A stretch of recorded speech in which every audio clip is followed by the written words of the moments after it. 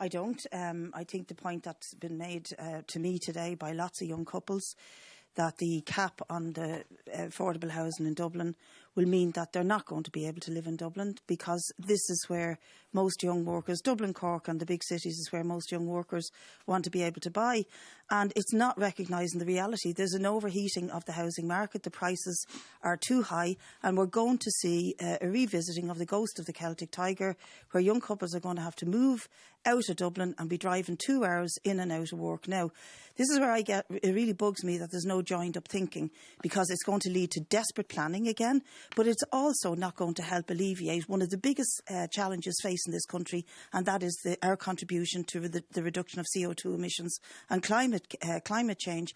On the one hand, we're supposed to be taking that serious, and on the other hand, we're forcing people who want to live and work in and around cities out of the cities by the fact that we are not doing anything to control a property bubble that is going out of control. And the reason this is happening, I honestly believe, is because the government are throwing everything at the private sector. The developers, the builders, they're getting all the tax break. The REITs are getting the tax breaks.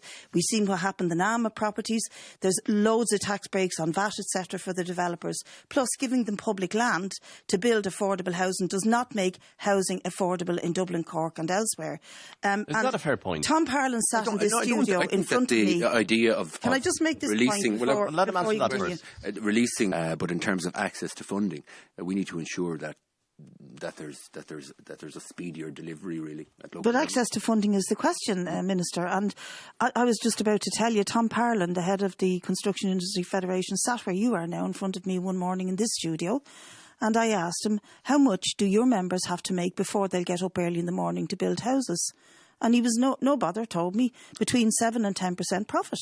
And this is what's driving the cost of housing up, is the greed of the developers, the builders, plus the cost of materials. And, saying that we're going to keep them affordable doesn't do anything to control the costs that are associated with it. All you're doing is giving the private developers land and then declaring that there's going to be affordable housing at a maximum of 320,000. Joan, this ain't going to happen in Dublin. Well, I did. Right about everything we that's did wrong, try hard to pass legislation to force the government to declare a housing emergency. And in my book, it's an emergency when you've got 6,000 families on in homeless accommodation and over 100,000 applicants on the waiting list. But I'm looking at all parties who voted against that measure when I put the bill forward. They wouldn't even allow it go through the second stage where they could amend it. They just vote it down. And then I'm told I'm circular and I do nothing about it, or that my party is only good at shouting and roaring. Every time we brought a bill, whether it was to do with evictions, declare a housing emergency, rent controls, voted down by all the people in this room. But you were the people who argued